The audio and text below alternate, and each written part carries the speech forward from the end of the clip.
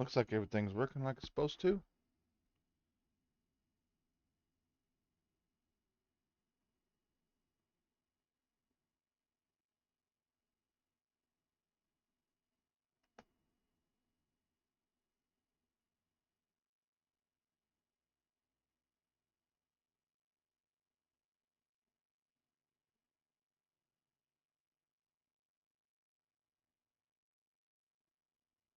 What up, Mr. Smith? Looks like everything's working like it's supposed to.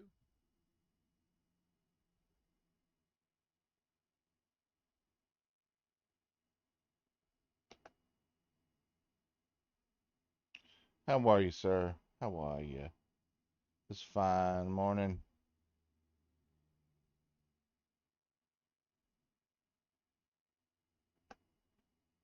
Posting this in a couple of Discords.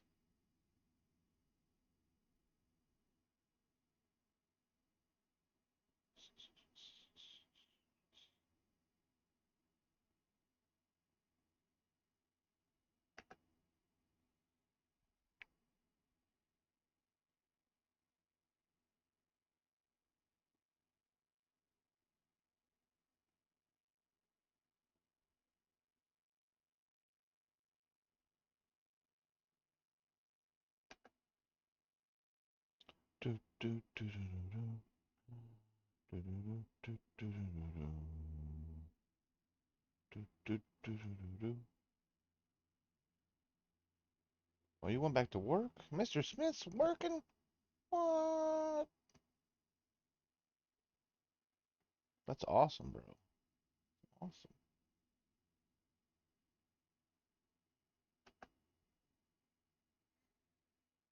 Oh, shit. God dang it. I just realized.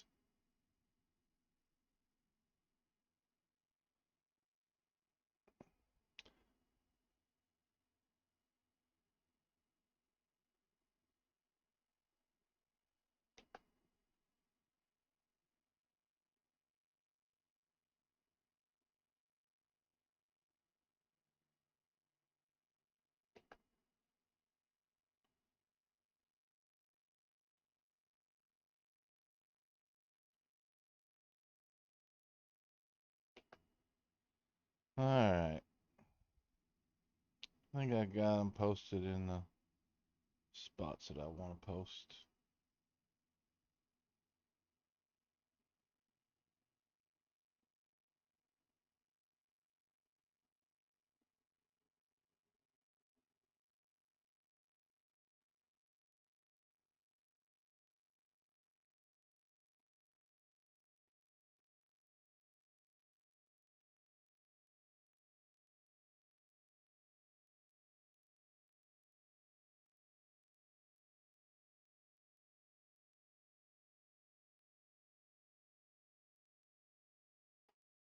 Maybe here.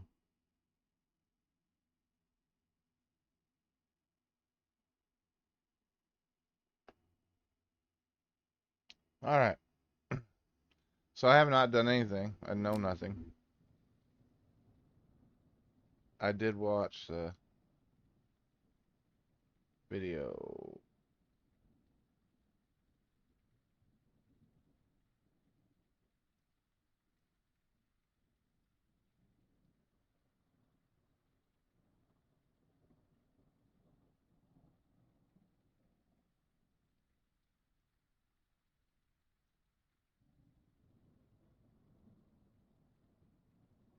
We're going to take everything as high as we can and see how it looks.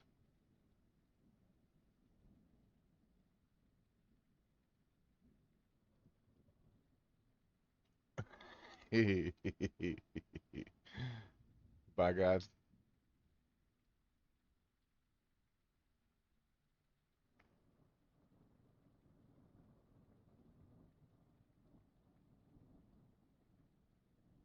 Can't get none of those work yet. Okay.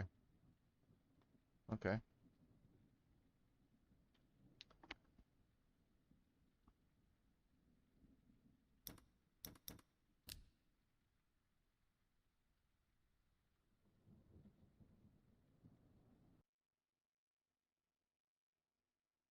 Hold down left mouse button. Rotate player.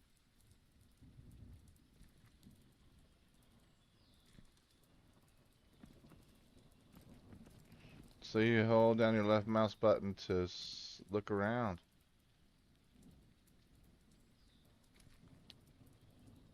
Just so you know, this is an alpha test. There's going to be good and bad.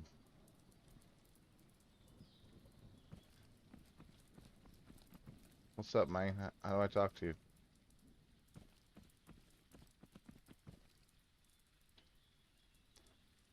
What up, Drew? Drew. Another survivor. Head up the hill. We got supplies and shelter on the other side of our defensives. Roger. Thanks.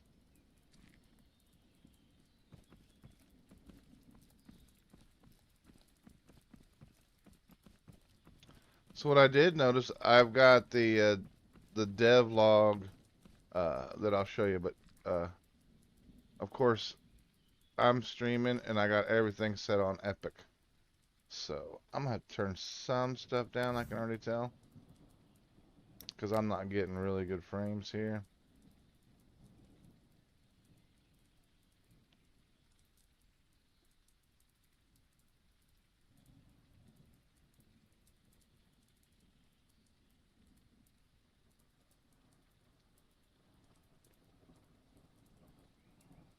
Let's try that.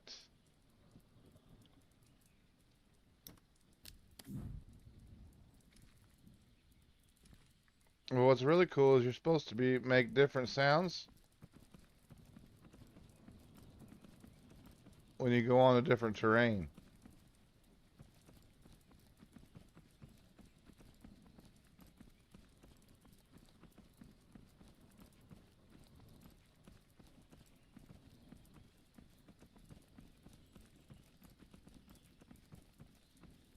We'll see if that happens.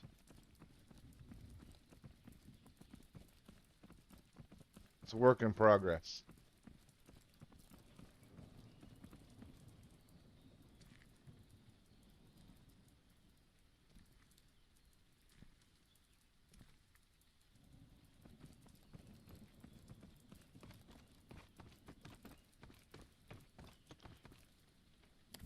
I would like to know.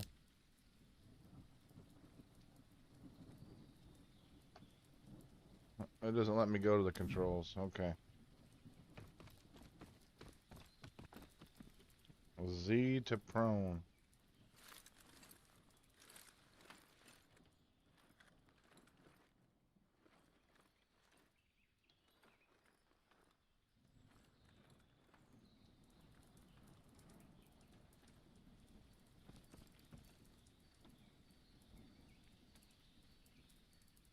C is crouch.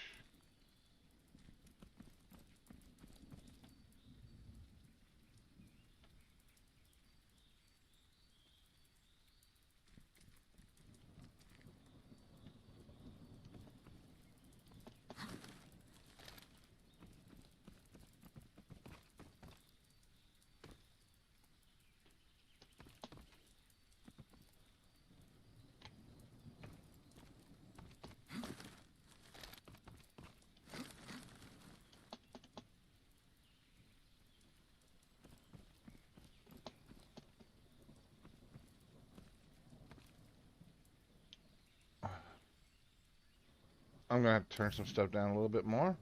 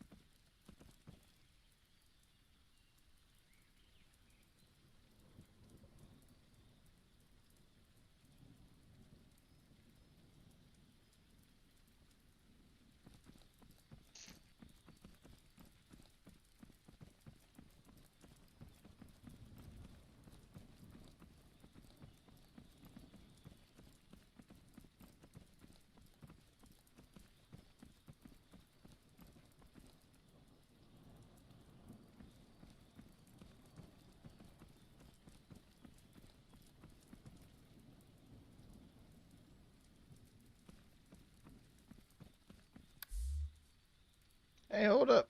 Before you head to the farmhouse, head over to the mount course and get some range time in.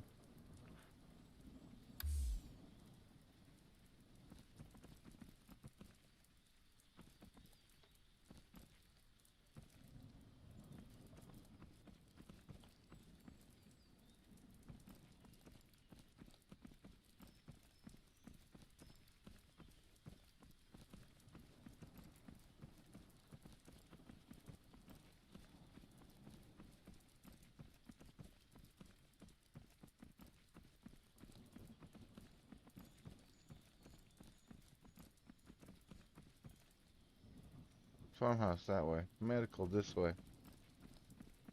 You still watching, Mr. Smith? This thing working?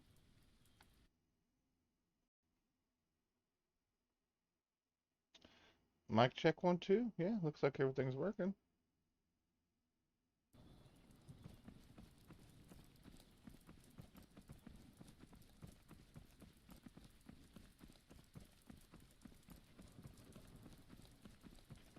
Get your medical 10 over here. You bleeding?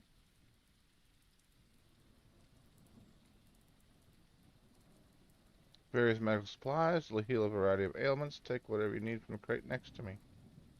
Thanks. What we got?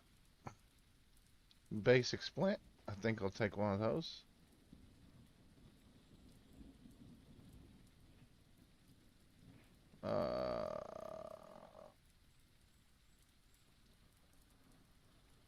Hemostatic bandage.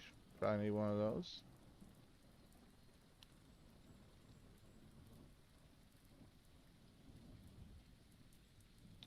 A viral vaccine injector. Okay.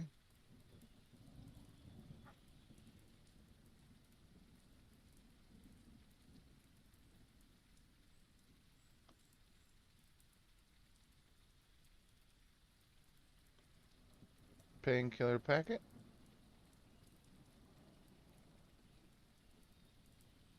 Medical kit. Just a bandage.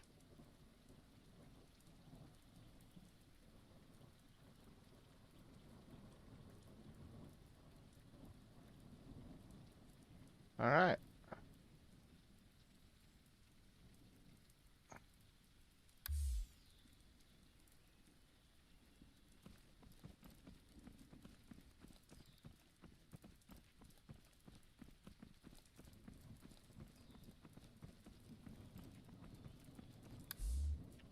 Hey, new face. Name's James. I handle supplies around here. Take some food and water if you're low, he says. Tell me about the inventory system. Hit tab. Scavenge what you can. Stow what you can find in your stash for safekeeping. Alright, cool. What you got in here?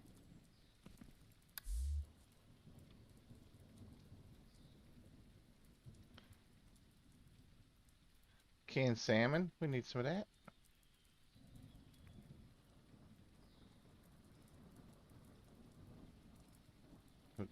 Take some water. Alright. Cool. Thanks, man.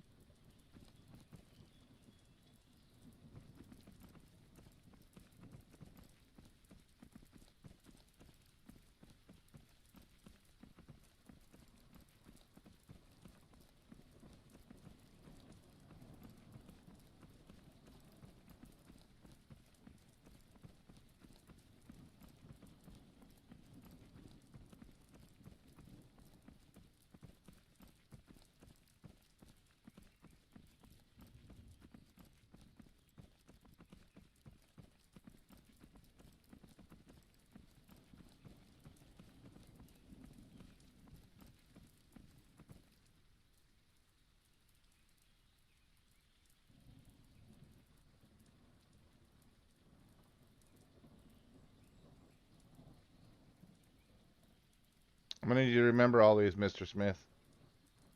You got it?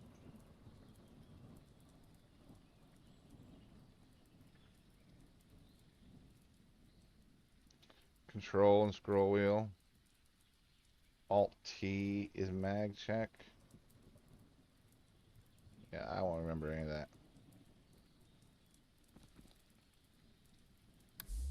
Cody. Gonna have to learn how to lay some hay. That sounds good to me. M4.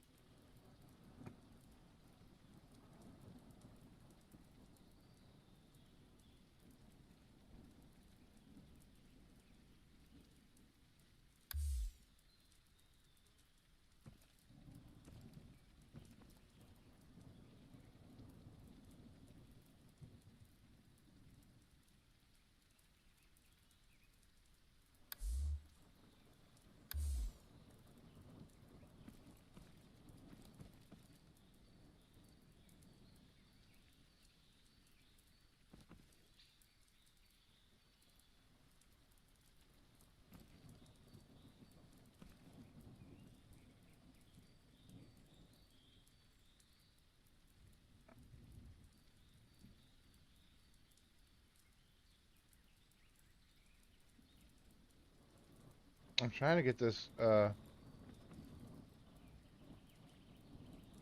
ammo. What in the hell's going on here?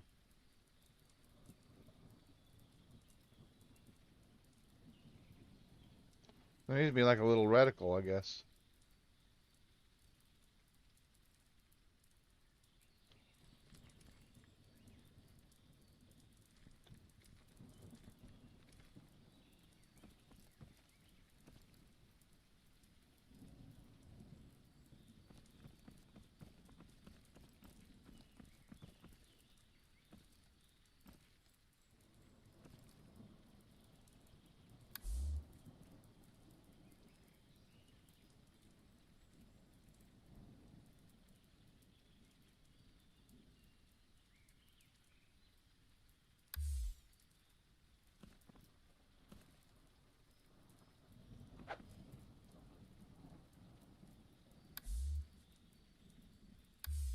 Where'd that gun go that I picked up?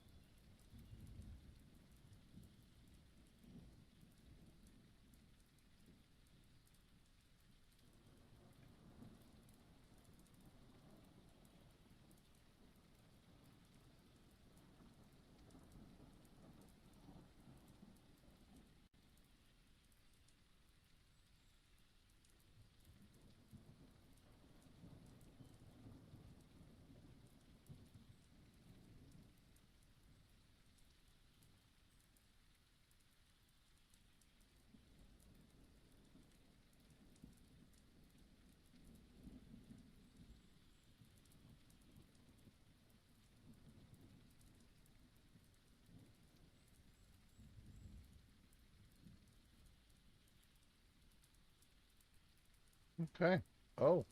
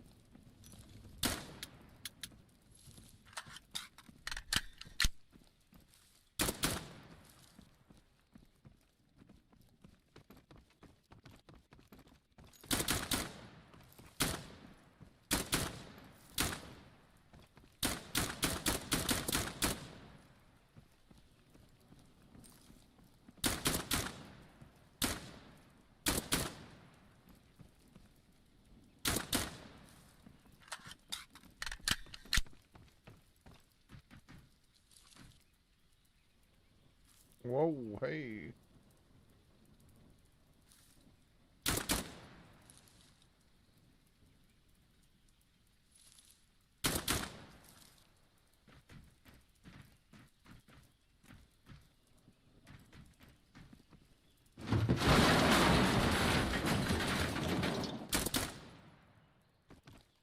That was kind of cool.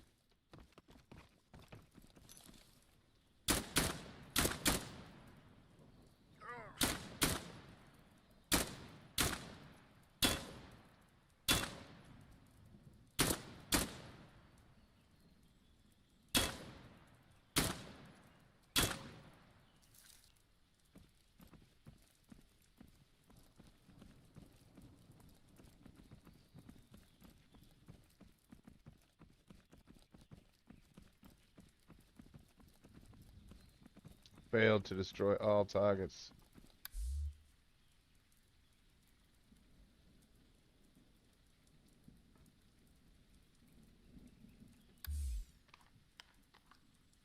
Just click right button.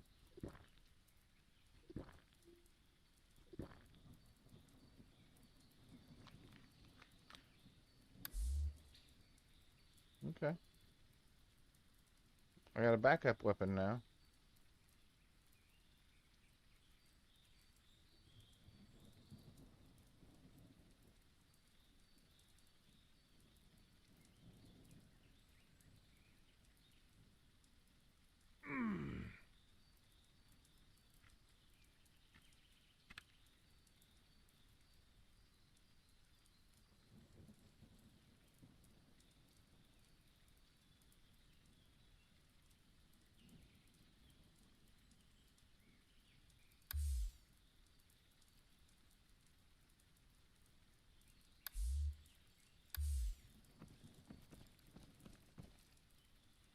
I think I've lost it. I don't know where it went.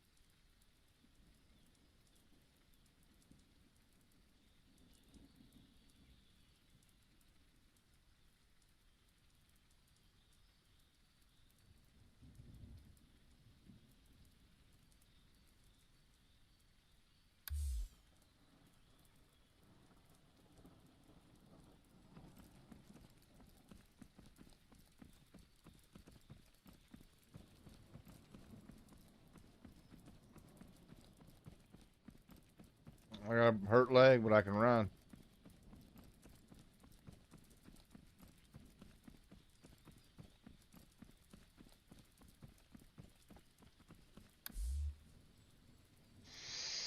$375 out of $440.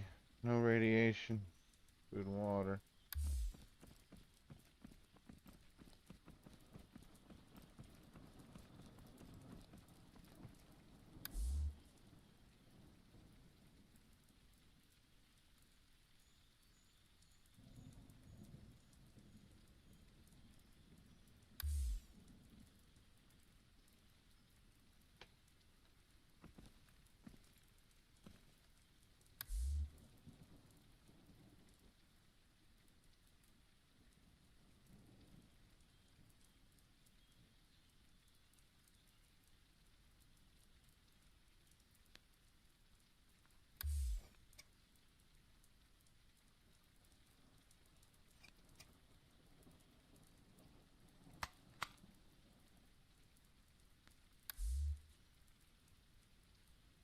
Alright, that did not heal it.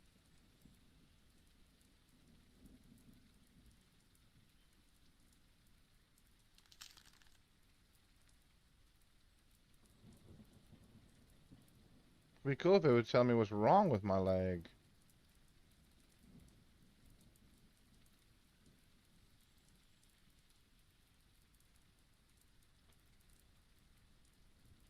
bandages will heal you. Let's see. Yeah, no.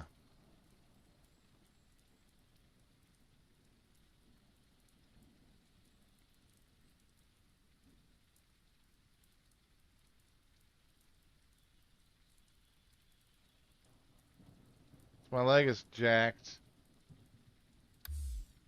There's no way to fix it. Look, Drake. I'm broken. What do you mean no limbs are broken?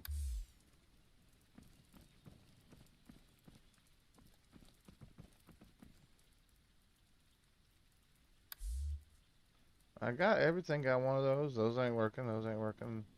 That ain't working. That don't work. Don't work. Got some of that. Got that. Got that.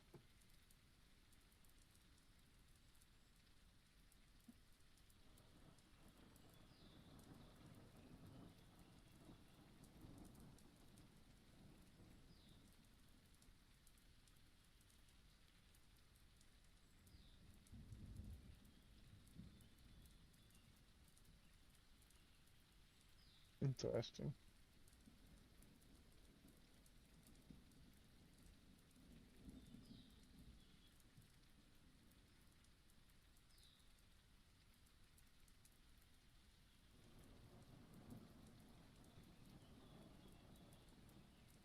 What's the max?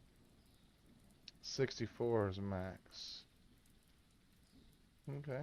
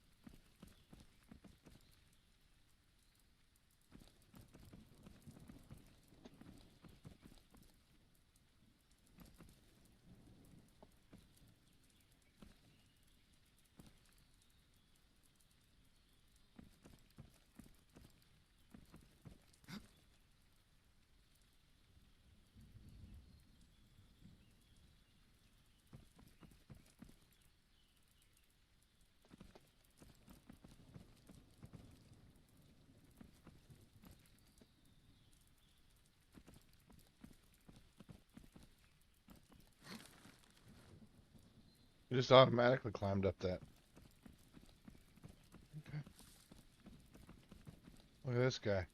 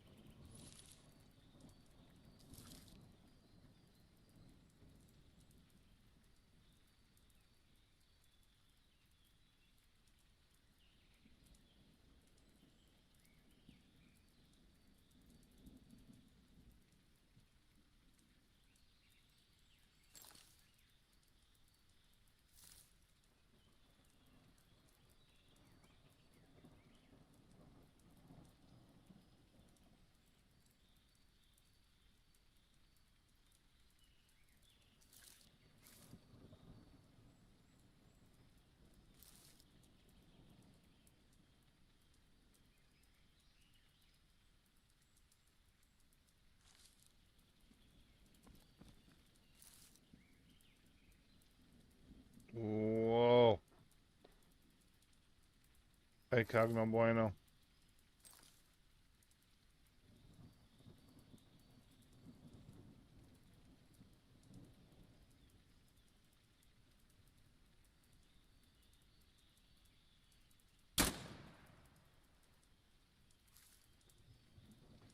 Something's not working with that ACOG. Could be mine.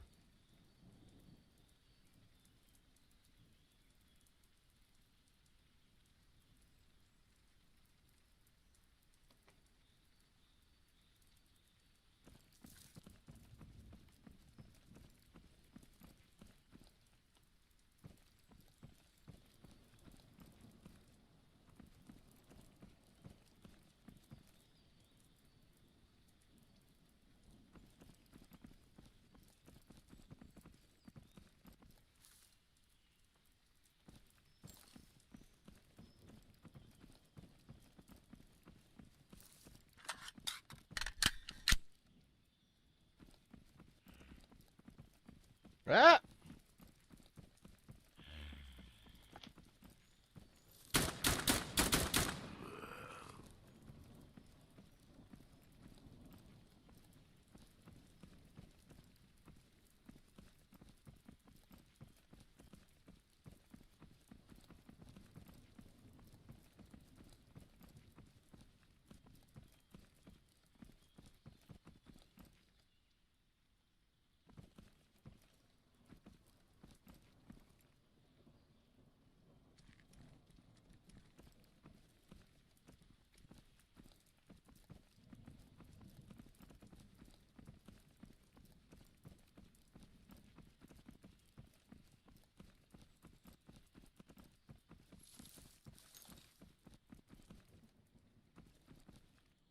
Can I get in the barn? Yeah. Look at that.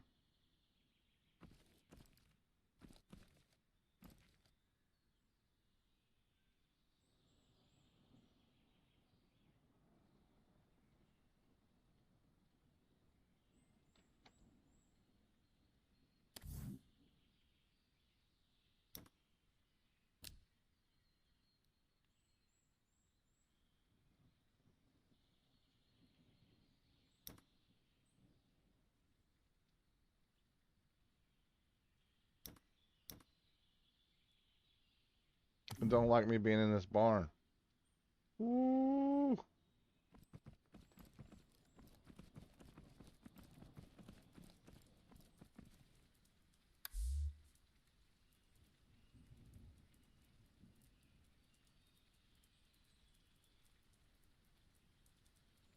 Where'd my food go?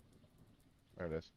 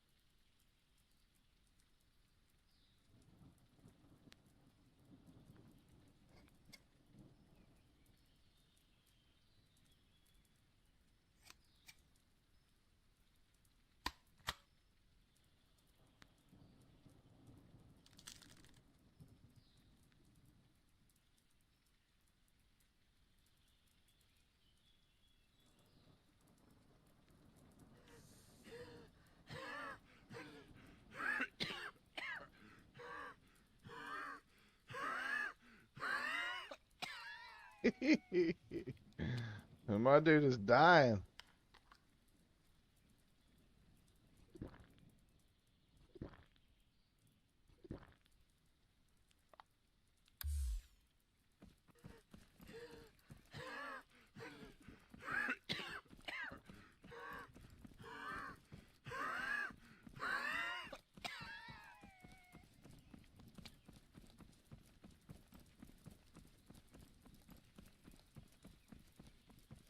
I'm not sure what I'm dying from. I don't even think I got hit.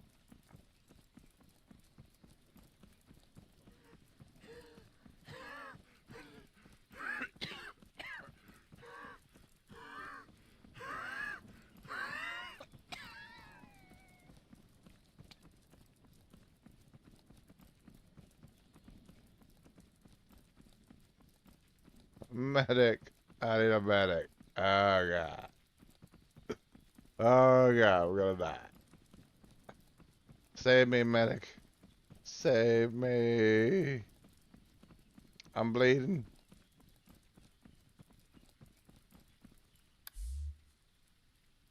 Hmm.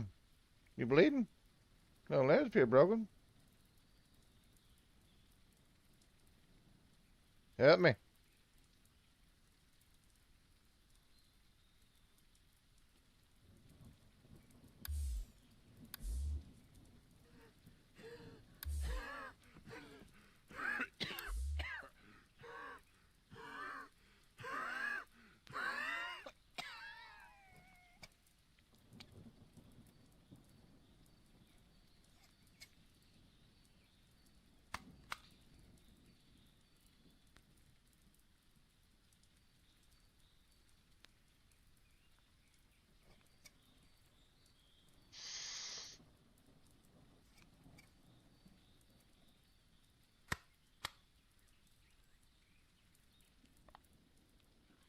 My stomach's got a hole in it.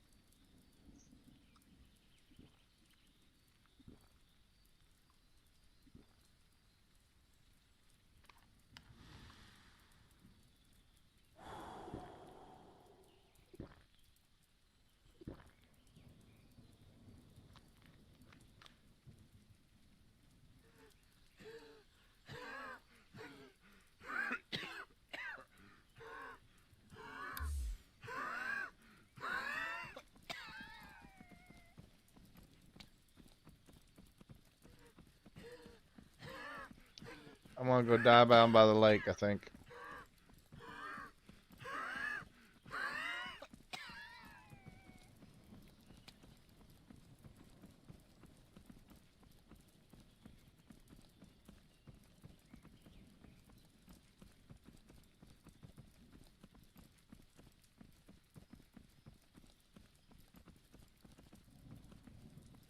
Seems like a good place to die.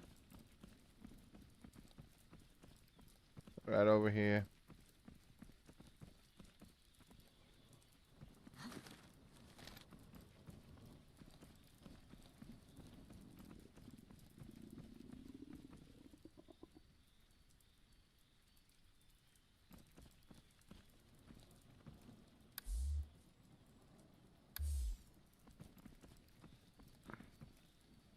So,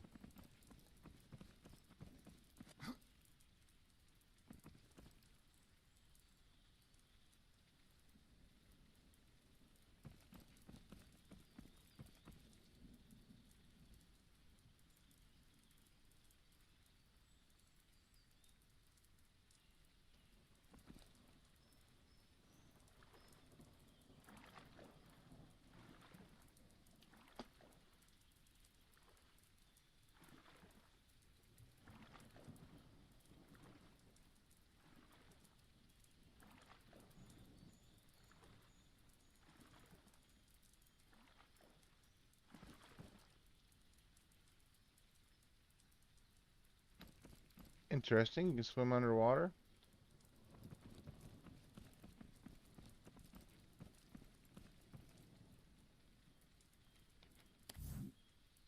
I'm gonna turn everything down one more notch.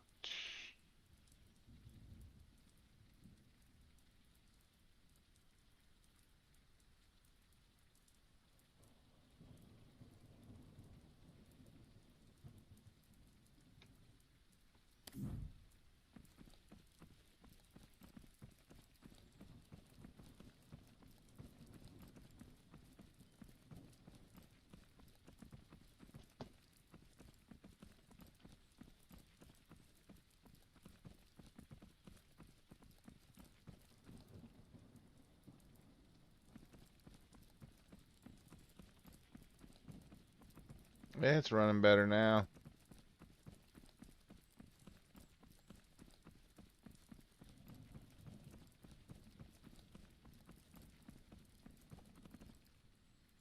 Won't be able to crank everything up.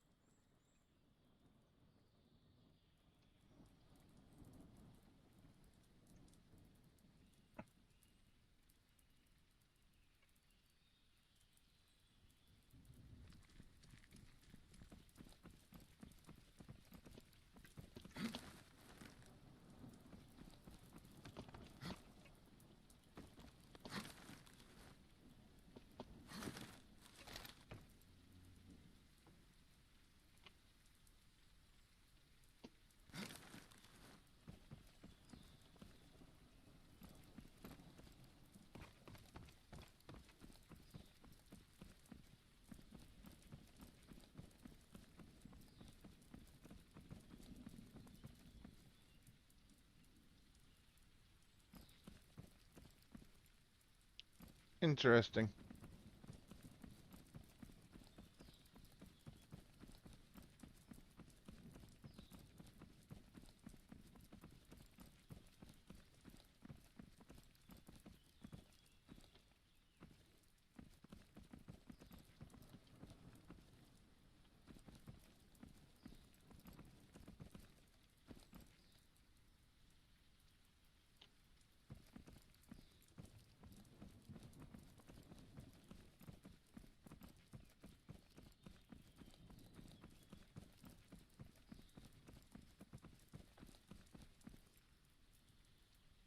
I would guess that we would eventually get the ability to climb these.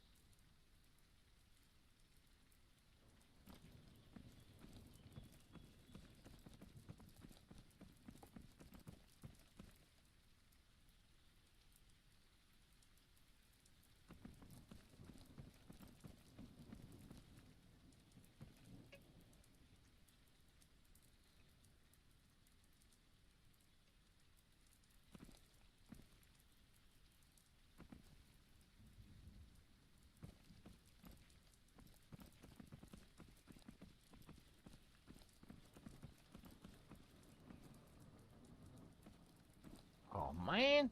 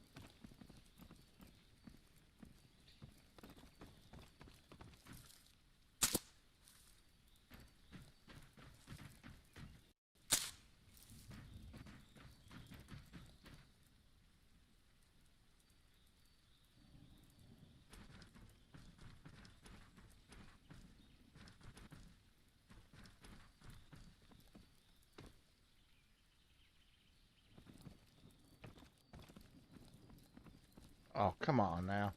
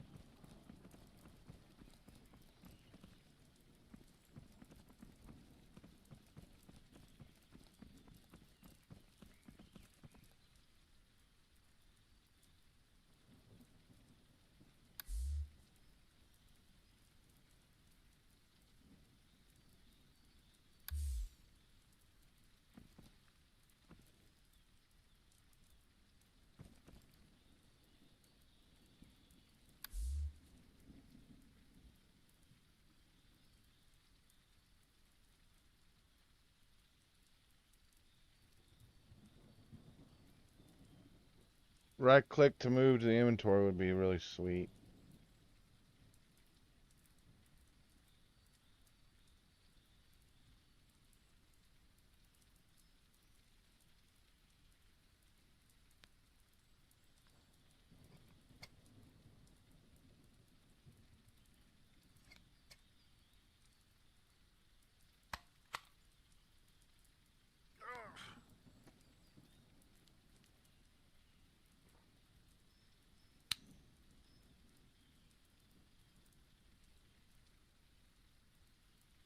I don't know if I'm bleeding or not. I don't know what's going on with my legs.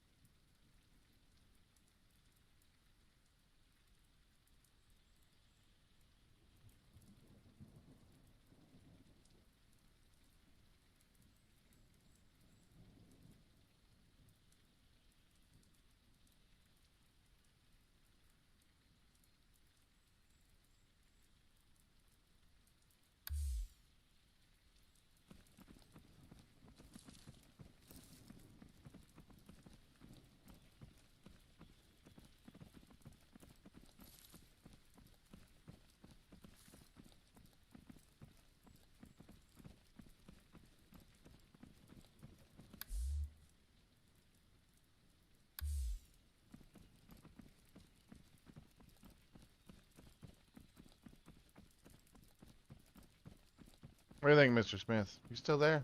You leave me.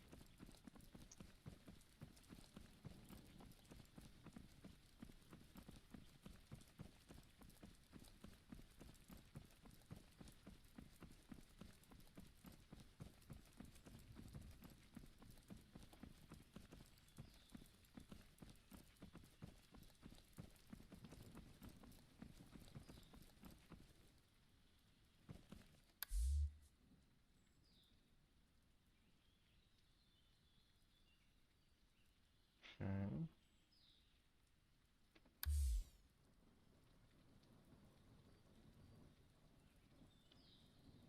Okay.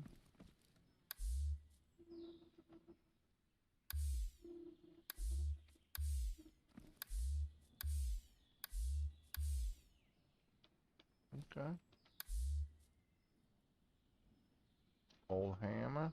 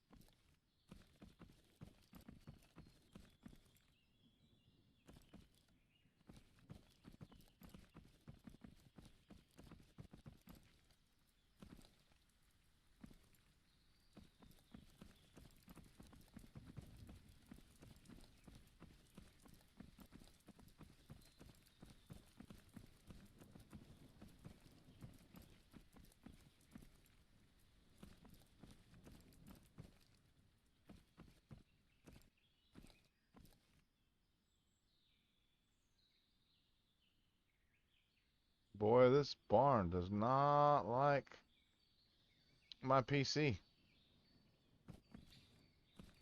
I don't know why, but it doesn't. Takes everything to a crawl when I come up in this bitch. Why? I do not know.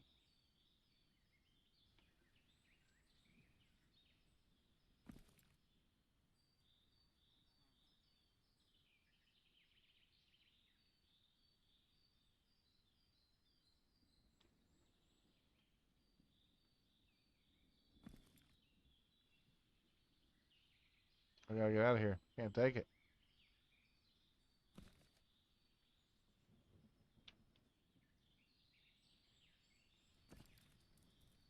Strange. The bond of...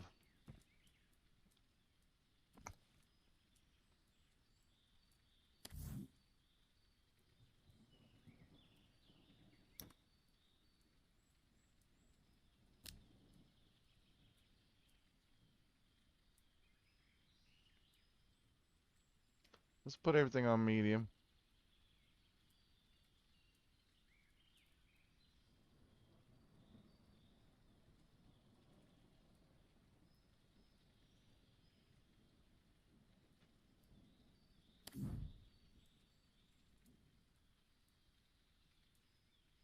The barn is just, it doesn't even matter.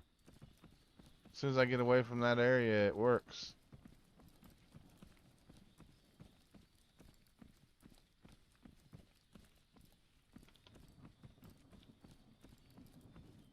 What is it about back here?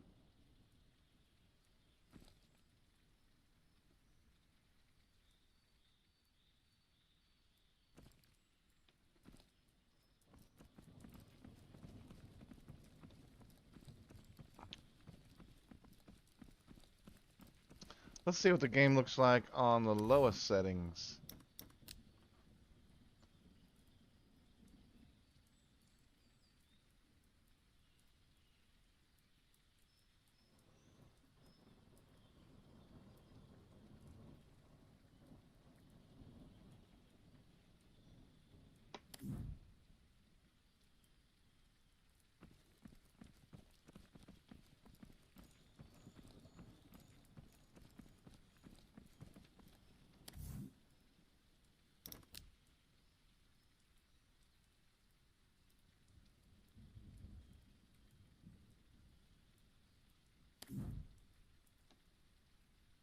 Everything on low on cinematic view distance?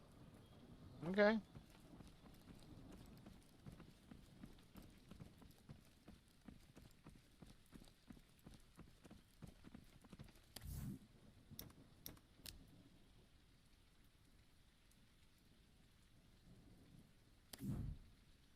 Foliage medium.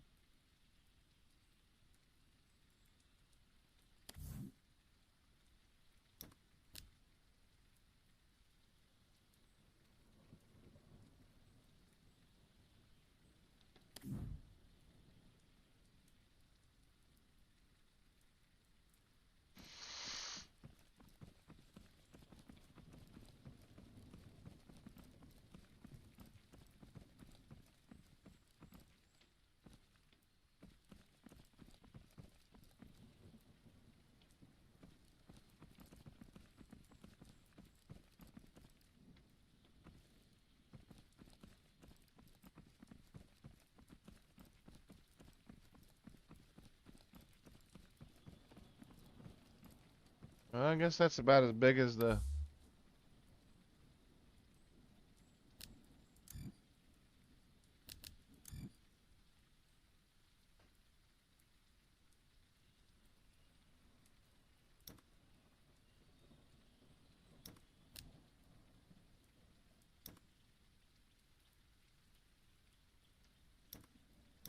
Your first quest is to understand that this is a technical demo, not a full game.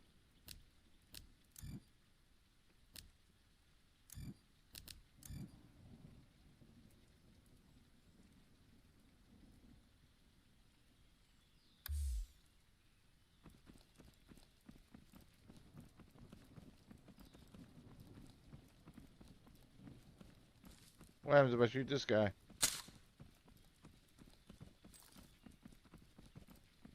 Can't shoot him. That's good.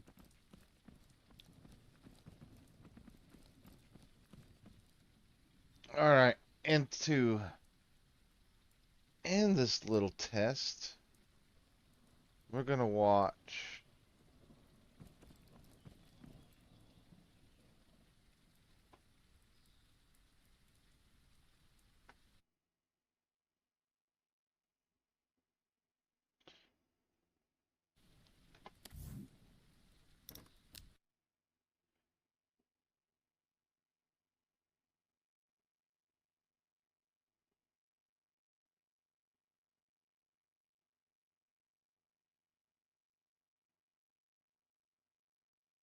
We're gonna watch this. All right, how do I quit? There it is.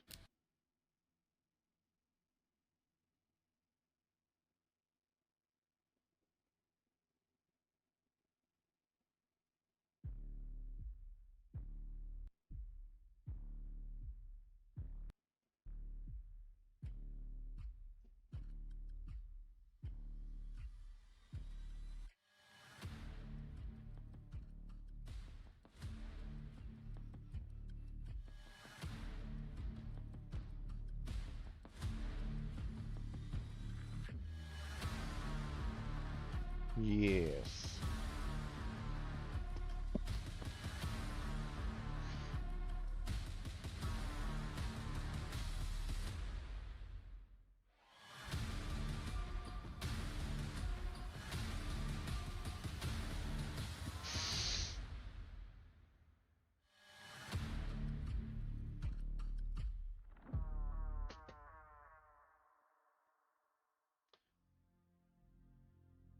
Hi, welcome to We the People Devlog 1. My name is Drew, founder of Small Indie Company. This video, and all those that follow it, will be an early look at the tactical hardcore FPS we have been developing. We the People is a PvP-driven survival shooter set in a post-apocalyptic United States within the beautiful Pacific Northwest. In this devlog series, we will be showing work-in-progress features in order to update all of you on the state of the game and showcase the direction my team and I are taking it in. The intention is to involve the community in the development process and gain as much feedback and insight as we can in order to take the game in the best possible direction. This devlog will be the introduction to We the People. I'll be touching on a few different topics. Background, where I'll talk about my inspiration for the game. Game design, where I'll cover core mechanics and features of the game, and roadmap, where I'll describe my ideal time frame for developing, iterating upon, and launching the game. I was an infantryman in the army before injuring my spine. After getting out of the army, I used my GI Bill to go to school, focusing on international relations, eventually getting a degree in political science, and later in computer science. Although my time in the army was cut short, it was both the best and worst time of my life. After getting out, I found myself missing my time in the service. Like a bad case of Stockholm Syndrome, I was longing for the same camaraderie I had as an 18 to 20-year-old.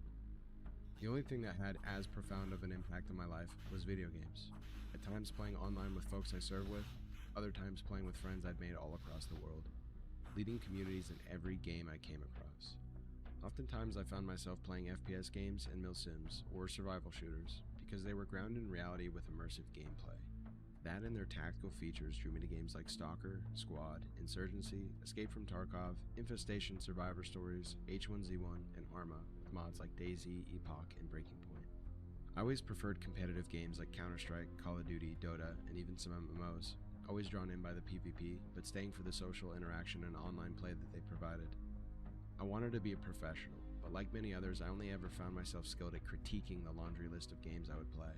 I found myself nitpicking the work of others, wishing certain features were different or more like other games I'd played in the past. After a while, being critical of other people's work grew old, and eventually I decided to pick up game development for myself, putting my time and money where my mouth was. After about a year of solo dev work and bouncing between my two main passion projects, I started to find more like-minded people. And as my team began to grow with volunteers and freelance contractors, my projects began to resemble something playable. After seeing games I've loved, and in some cases sunk decades of my life into, turn sour from a lack of communication between the developers and their respective communities, I decided I would handle my games differently. I want to involve the community in my projects as much as I can, so that they can be shaped by the feedback and sentiments of those who want to play my games. Games by the people, for the people. And as hokey as it sounds, the idea of a game by gamers, for gamers, has always appealed to me. Really, we're focusing on making games we would want to play ourselves. Games that not only would appeal to the military veterans on our team, but gaming veterans around the world as well. That leads me to We the People. It is a passion project that is really near and dear to our hearts. Not just because the patriots in us want a survival game based in the United States, but because we feel the extraction shooter genre needs a game that caters to the sentiments of its players and fan base. A fresh spin on a familiar yet underserved genre, focusing on the wants and needs of its player base before all else. Reaching out to some of my favorite content creators, we've partnered with people that are engrossed in the genre, not only making content around it, but providing countless hours of unheard advice, suggestions for improvement, and meaningful criticisms that are oftentimes set out of love and a desire to see the genre flourish. With the power of the people, we believe that our game will not only provide a kick-ass alternative to some of the greats we've grown to love, but it will thrive with an avoidance of predatory business practices plaguing the industry these days. As appealing as all this may be, what you're really here to see is gameplay, mechanics, and the features of We the People.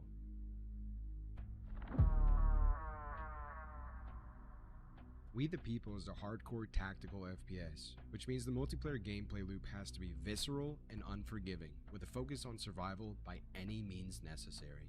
The main goals are to infiltrate, loot, and extract. This means the higher the risk, the better the reward. And by infiltrating, or deploying into the world, you are staking and risking the gear you bring with you. The only way to bring back the gear you brought in, or find in the world, is to successfully extract. This means anytime you or your friends step out into the world, you're taking a major risk, because many things can kill you in We the People. On top of fighting against or teaming up with other players for survival, you must also battle the elements, wildlife, zombies, and a variety of other enemy AI types. How does that differ from other games within the genre? For starters, We the People is not a main menu simulator. That means whenever you are not engaged in the core gameplay loop, you're able to run around inside of a safe zone settlement. It is here where you can stash gear, engage in commerce by trading with vendors or other players, pick up and turn in quests, as well as deploy into the world. Additionally, you can talk to a quartermaster and deploy into instanced, ranked, and unranked arena modes. You also have access to a unique player hideout, which has its own progression and customization system. With the runtime building system, akin to Halo's Forge mode, you can upgrade the hideout to look however you want. When you're ready to get into the action, you and your friends can stock up on gear and supplies and leave for the open world. When you and your squad have readied up, you can select a map to infiltrate. Because our servers will cycle and refresh on a 12-hour basis, you'll never be stuck in an endless loop of queues or tedious loading screens. The intention is to provide players with seamless transitions, so the time you invest in We the People will be spent actually playing the game. Loot makes the world go round. It's arguably the most important aspect of any extraction shooter. We have partnered with a ton of real-world brands to provide players intricate customization choices that allow for near-infinite loadout possibilities, ultimate player agency, and unique playstyle choices. This means finding that coveted optic that you prefer will feel all that much sweeter, and dying with it will hurt that much more. Even if your designated squad role is the pack mule, you will ultimately be limited by the inventory size and weight of your character, so avoiding becoming over-encumbered will be necessary. Assuming you're fortunate enough to extract safely, you'll also be limited in stash size, which will require you to consider selling or trading whatever isn't vital. Maps are massive and are filled with points of interest that represent real-world locations ravaged by the dystopian post-apocalyptic setting. There's a constant inflow and outflow of players, providing consistent organic firefights to engage in, new opportunities for loot, and even more chances to die, like the loot goblins that you are. If seeking out high-tier gear is your intention, then you'll likely find yourself in increasingly dangerous points of interest, fighting with other players and more advanced AI. Getting in and out of these locations will also be tricky. Making verticality a prominent level design choice, we want players to delve into underground research facilities and compounds filled with complex AI factions. The increase in challenge will proportionately increase the reward you find and the experience you gain. Successfully extracting means not only retaining the loot you found in the world, but gaining a bonus to the progress you've earned during your session. Certain quests will specifically require you to extract in order to retain their progress, requiring you to play safer or pick and choose the types of engagements you find yourself in. Is it worth dying and losing your progress? Ultimately, that is for you to decide. There will be a limited amount of extraction points on the map, so planning your egress will be just as important as your ingress. Some extractions are subtle and require specific items to utilize. Others are easier to access but will call attention to you and your squad. Every choice you make will be the difference between making it out alive or leaving behind a rotting corpse for someone else to scavenge. Instanced unranked arena modes are a quick and easy way to engage in firefights with less effort and pressure. If your goal is to warm up and prepare yourself for the sweaty gameplay that awaits you in the open world, this is a great place to start. Ranked arena modes, however, provide the same risk and reward as the open world, but with a faster pace. Ever needed to settle a beef with someone who just won't stop talking shit? Take it to the arena and 1v1 someone for their loadout. The arena maps are smaller, with less factors to consider. Your only goal here is winning. With a focus on community involvement, players will be able to make custom-made arena maps and vote on their favorite player-made maps. The highest rated maps might just end up in the rotation. There are a lot of game mechanics that are core to the gameplay loop of We the People, but this video will specifically touch on the following mechanics.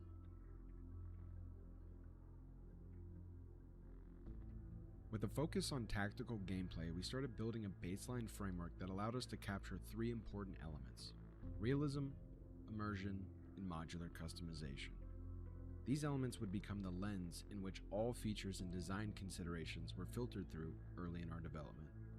The gunplay has to look, sound, and feel realistic, providing players with nerve-wracking firefights. The movement has to give players a true first-person experience, to feel like you are actually there, moving, jumping, crawling, climbing, getting shot at, and yes, dying. The firearms need to have a lot of customization choices, and provide the player agency and playstyles we're aiming for. Although none of these mechanics are in a finished state, I hope the following snippets give you an idea of the foundation we're starting from and will be building upon.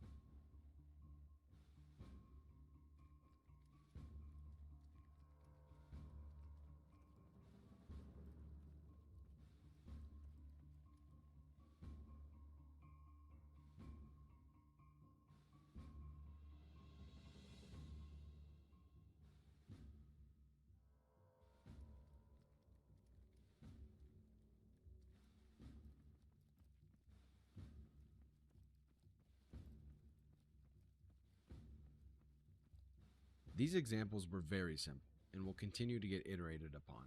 This, along with examples of other game mechanics, will be shown in future devlog episodes. An immersive FPS requires a system that is complex and can account for a variety of real-world factors to achieve the specific level of realism we the people are shooting for. Yet any competitive FPS requires an optimized and performant system that can scale up and account for many people shooting at once.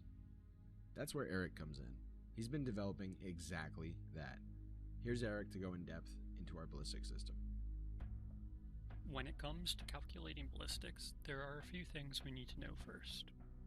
Broadly speaking, we need to know the properties of the environment we're simulating in, the specifics of the bullet we're shooting, how it will behave during flight, and what will happen when it hits something. As far as the bullets we'll be shooting, so far I've compiled data for 12 bullets from 10 of the most common calibers.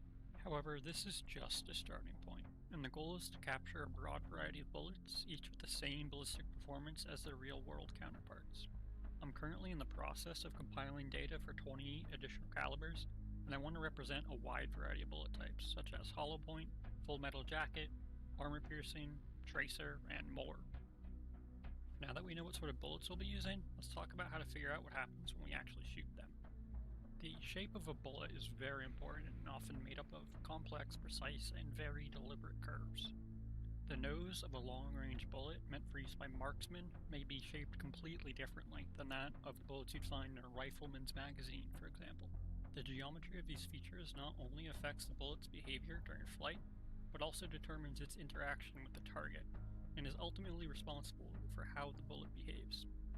To encompass all of these intricate details and facilitate a straightforward method of measuring and comparing bullet performance, marksmen and professional shooters rely on a parameter known as the ballistic coefficient. This value assists them in selecting the most suitable bullet for the task at hand and making any necessary adjustments to their weapon platform, ultimately facilitating accurate target engagement. Simply put, the ballistic coefficient of a projectile refers to how streamlined it is, and its ability to overcome air resistance. Essentially, the lower the ballistic coefficient, the harder it is for the bullet to overcome external forces like drag, slowing it down and increasing bullet drop, making it more difficult to hit the intended target. Unfortunately, when it comes to the trajectory of the bullet, we can't just look at the ballistic coefficient or the drag coefficient. They can only tell you how the bullet will respond to drag or wind on the way to its target. First, we need to figure out how much drag the bullet actually experiences. This is made more complicated since the drag force is heavily dependent on the shape of the bullet, its orientation during flight, and how fast it's moving. Luckily, there are equations to help us out, and we can use those to determine what the bullet is up against. Overall, the main things we need to consider are the bullet's speed, its drag coefficient, how much surface area it is presenting to us, and the density of the air it's moving through. The first two are relatively simple and also reliant on each other since the drag coefficient typically changes based on how fast the bullet is moving. That relationship can be accurately determined with the help of the ballistic coefficient we talked about earlier. Additionally, we can work out the third part based on the shape of the bullet and which way it's facing to give us the amount of area that the air will be pushing against. Finally, we just need to know the air density. Unfortunately, that is less simple as the density of air is not constant. It varies greatly with the altitude and is also influenced by the temperature of the environment along with the amount of water vapor present, so humidity, and of course the current weather conditions. However, once we have that figured out, we can finally put it all together to calculate how much drag the bullet experiences at any given time, ultimately determining where it goes and how it gets there. Once the bullet hits something, one of three things can happen. The bullet can stop in its tracks, bounce off, or go straight through whatever it hits. The likelihood of each of these possibilities depends on the material properties of both the bullet and the object it hit. The first thing to consider is whether the impact of the bullet would result in material failure of the target. In engineering and material science, material failure refers to the condition where a material no longer retains its ability to resist deformation or recover from it. Commonly, material failure can manifest in the formation of cracks, fractures, or simply reaching the limit of its structural integrity. If the bullet impact results in material failure, we can safely assume that the bullet will simply penetrate the object, and all we need to do is deduct the appropriate amount of velocity to reflect the energy transferred during the impact, which can be calculated based on the energy required to cause and sustain material failure during penetration. However, If the material does not immediately fail, or only partially fails, we can still determine how far the bullet was able to penetrate, which can inform the amount of damage that it causes. Again, it's important to keep in mind that all of this depends on widely used equations in material science and the physical properties of the objects involved. It's not just a bunch of made-up numbers, and the intricacies of each bullet impact is different for each bullet and the material it strikes. If the bullet isn't going to be completely destroying the object it hits and going straight through, we can consider the possibility that it might bounce off, or ricochet. Since the likelihood and behavior of bullet ricochets are fairly complicated and not all that well studied, our current implementation is based only on the angle of impact and the properties of the bullet, as well as the object it hit, with some random variation thrown in.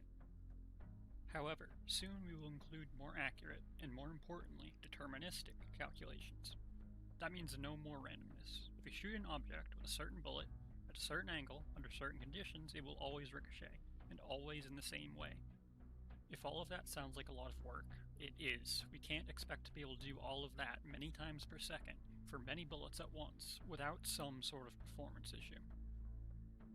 To solve, or at least mitigate some of those bottlenecks, all of that work is taken off of the game thread and dispatched to a thread pool where it is distributed amongst a number of separate threads. What all of that means is that we can simulate a lot of bullets at once without affecting the performance of the rest of the game. Another benefit of this approach is that the timing and consistency of bullet calculations aren't tied to what's going on with the rest of the game, and we can even update bullets at a higher frequency than other objects in the world, further increasing precision. To sum it up, we take into account a large variety of factors and small details to provide an accurate ballistic system without compromising performance, hopefully providing an enjoyable, competitive, and immersive experience. A priority in our early development phase has been creating a framework that allows us to grow at scale.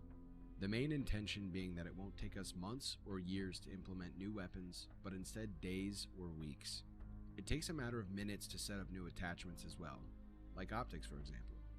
This on-the-fly iteration is the type of advancement necessary for a small team like ours to compete with large studios. Take weather for example.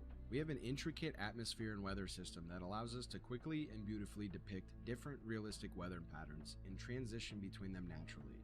This can be seen best with our dynamic snow system, which allows snow to accumulate on the map and deform as players traverse through it, leaving tracks for other players to follow. We've also incorporated a movement system that is an advancement over the standard character movement provided by Epic. Our movement system is built as a separate component that already takes replication into account. This means we have a lot less to worry about when it comes to creating additional moving actors, whether it be complex AI like raiders, simple AI like zombies, a lot of players, or even vehicles. This is our projected roadmap. Our biggest focus moving forward will be to provide all of you a transparent look at our development process each step of the way. We all saw what happened with projects like The Day Before, and our intention is to avoid that to the best of our ability, starting by releasing a technical demo showcase at Steam Next Fest on June 19th. I invite you to check out the demo for yourself. This is not intended to be a finished game, but instead a representation of where we are in our development to date. That's right, you get the good, the bad, and the ugly. Although that may not be the smartest approach to what we're trying to achieve, it's arguably the most overtly honest approach, and that's okay with us. Beyond the opportunity Steam has provided us with this week-long technical demo showcase, we have plans to involve you, the community, as much as we can. This includes hosting multiplayer playtests, stress tests, as well as offering frequent polls for supporters of our project to vote in and share their perspectives, allowing the community to help shape the direction of the game moving forward. If you want to stay up to date with our journey, feel free and follow us on our socials. If you've made it this far, thank you for tuning in to our introduction to the We the People devlog series. As always, please share your feedback, comments, concerns, and positivity in the comment section below. See you next time.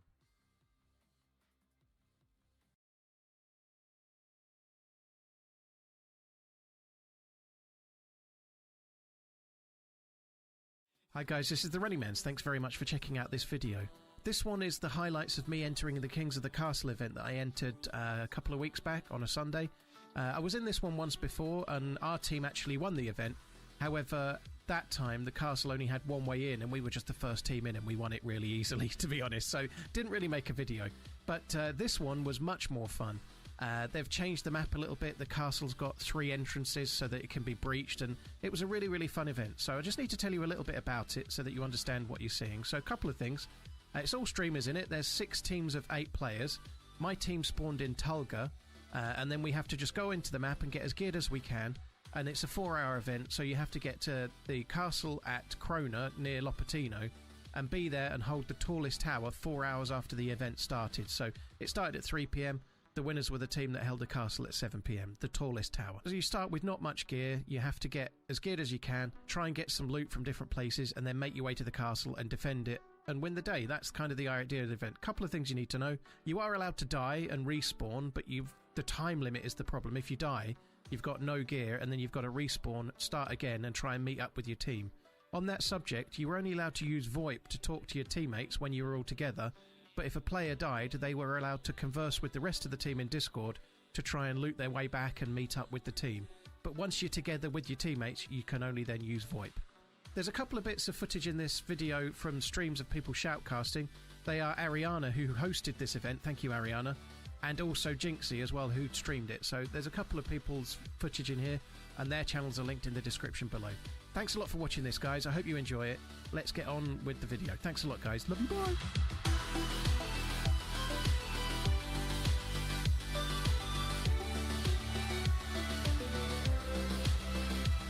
This video is sponsored by PC Specialist, Windows 11 and Game Pass. PC Specialist are one of the leading PC manufacturers in Europe, specialising in gaming PCs, laptops, workstations and more.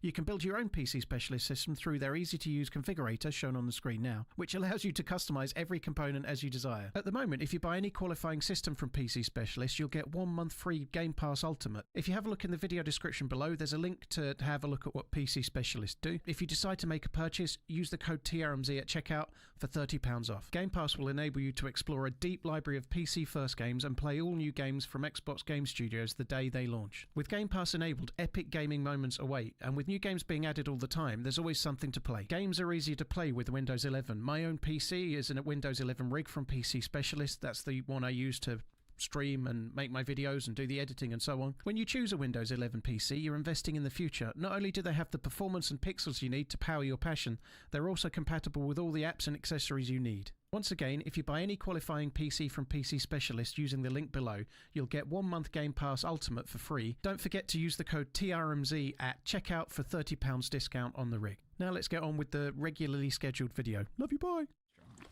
Hello. Hello. Hello. Hello. Get in there. Do what? Get the picture. I put on a picture. There you go. Love it. Thank you so much, and good luck. So we're just going to like run straight to the mill areas, right? And then see how we go. Yeah. Should we go around and do everybody's name? My name's Paul. Mine's Fark. I'm Biddy or Joel. Go, go, go, go. What's his name? He ain't got no mic. Uh-oh. No mic, no life. Oh, shit. Well, I'm Frank. And I'm Ollie. Name's Minnie. What's your name? Oh, no. We got 2 no micers. This doesn't bode well. Hi guys, is that better? Oh, yeah. Yeah, now. Your name is Hi Guys, is that better? Holy shit. Hello. I'm the Goblin. How we doing, gent? You talking? Hey. Hey, we're running straight to the military base, Northwest Airfield or at VMC, whichever. Right. We ain't stopping. We're just going. Right, no problem. Like, can I suggest we all get like a 5-meter piece of string rule and stay close and then just run, right? Let's not get all concertinaed over the course of about a mile, because if you die, we ain't gonna know. If we get into PvP and we're in a building and we need to know who each other are, just everyone go meow, and then we know you're friendly. Yeah, we ought to have a call out. Like, if we're coming around a corner, what call out? I think meow. Meow, but the reply. Meow. What's the response if somebody random hears meow? They might meow back. You know, what's the reply? Spunk monkey. Woof woof. Yeah, exactly. You have to bark back, right? Meow, I and then like you that. have to go Okay, woof okay, back, Okay. right? Meow. Woof. Woof, woof. There we go. Yeah, there we go. Yeah. Okay, we've got it. We know it. We know it. Someone got a dog? It's time to go. Let's go. Oh, it's go, go, go, go. Remember, 5-meter rule. So we're going straight to the Northwest Airfield and VMC, right? Yep, yep. This way.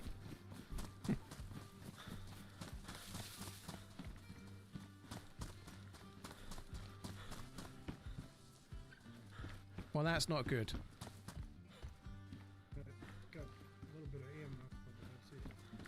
There's nothing. I've got a belt. There's nothing. Yeah, there was absolutely nothing at the feed shack either. Woof.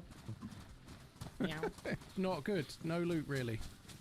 Dead zombies here. Dead zombies. Somebody's already done it. Yeah. Oh, That's why there's no loot. There's somebody in front of us. That sucks. We're going to have to choose wisely between VMC and the airfield then, because they're probably doing the exact same thing. Blue to the left. Slate to the left. Oh yeah, up on the hill. You see them all running. They're probably going the same way as us. I think personally they're Pushing probably away going then. towards... Right in front, right in front, Yeah, right in front. right, Yeah. right next to Right in the front, fire. right in front. Right, let's just pull to the right. I don't think we want to... They might have better guns than us. I think we should... looks like they're chasing, but let's just go to the right. Yeah, it looks like they are. I'd just not even shoot and just... We'll keep running. If they're shooting their pistols, then we haven't got enough bullets to unless every one of our team they're gets just exactly a pistol kill. I don't want to go too far to the right because it's going to take us further away from where we want to go, but we could always loot a little bit higher up the airfield and go slightly more north, but if we just go this way, I doubt they'll keep chasing. Might have just been shooting at one of the animals. There was deer on the hill, so they may have just shot one of them. Possibly, yeah, there was like, but there were goats or sheep, I think, but yeah, there was, you're right. The only problem is, I think there'll have been teams spawning further north than us, which maybe, I don't know, if you did you watch yesterday, do you know where the most northerly spawn was? No, I didn't I'm watch not it, so sure. I don't know. It wasn't that north, I don't think. I would guess it would probably be like the south to the east, you know, so it gives everyone a kind of fair And we chance to could get try to the going for- best one. That's at us, is it? Yeah, I wouldn't We got a yellow consider- down, we got a yellow Five down. Guys is dead. Yeah, they killed one of us. Oh, fuck. Right, keep going, they're chasing, just keep going. I think we've got to keep going. That fucking sucks. I genuinely didn't think they would chase. I don't know why they gave chase. They just pistol, I guess, to try and kill us off. I wish we'd gone and fought them now. I'd like losing somebody at the back because we're running away, but we've got one mag. I just don't think it's worth it. So what do you think? Should we maybe change direction and try and go to Kamensk then? Yeah, I think that's probably the best shout. And we can do Kamensk and then Tissy. The only problem is there's the chances of us getting 6 or 7 rifles in the same place are quite small with some bullets. I don't know, but we can do Yeah. Tissy as well. Yeah.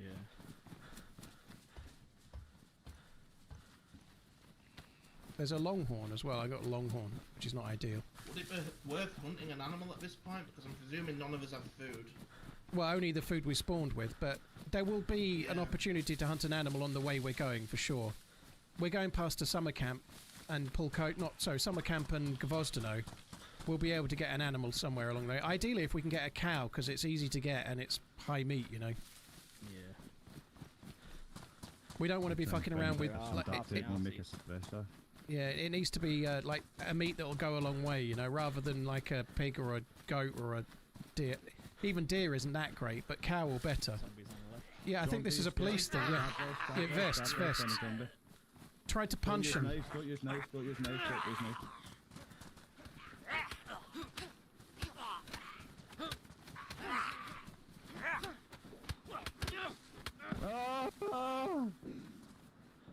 I'll get that one. Some shooting behind I've us. seen that, try to steal it as well, you're too fast. There was also an Well, SSG there's mag, another which I one just there. lifted. Yeah. I think you got that as well. Yeah, I did, yeah. Shit. That's fine. Well, cheers for that one, yeah. Right. We'll go to the summer camp, like north of here, and then go straight towards Kamensk, I guess. I hope when we get to Kamensk it's not looted, because if it is, we are fucked. I actually wonder if we should be going straight for Tissy. Just trying to worry it over in my mind. Like, if teams spawn more north of us, where might they go? And Kamensk is really, like, one of the best places to go. If you spawned in Solnichi or whatever, Kamensk might be the best place for you to go, maybe. So from here, if we went to Kamensk, we might be looting sloppy seconds again. I wonder if we might be better off doing Devil's Castle and cutting straight towards Tissy. Or we could do Bash Hill and then Tissy. I'm just thinking it, like, teams will have spawned more north of us, and I feel like someone's going to go to Kamensk, and they'll be ahead of us if they do. How you win these events normally is by getting to a really good loot place first. Right, that's how you win. So I was thinking maybe we could perhaps cut across to Devil's Castle, then do Bash Hill of the airfield, the most northerly bit, where no one's going to start, and then go to Tissy and be the first people to there, rather than go anywhere else. Not a bad idea. Like Devil's Yeah, Castle that- is just that's across there. probably better. We could get 2 tundras at Devil's Castle. We could get scopes here. I would suggest you all drink your bottle once and then fill it up at the well, maybe as well. Are we okay with that? Let's head across towards. There's some hunting spawns on the way. Devil's Castle could get us a blaze or a tundra or 3. And then we'll do Bash Hill and Tissy. I think that probably makes more sense. Yep. Build and ready to run. Right, let's go this way.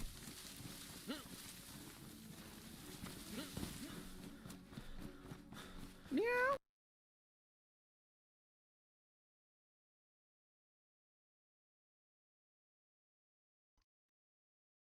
What up, Tails? Yeah, I was outside. I guess that shit ended. All right, end the live stream here. Tails, check this game out. It's pretty cool.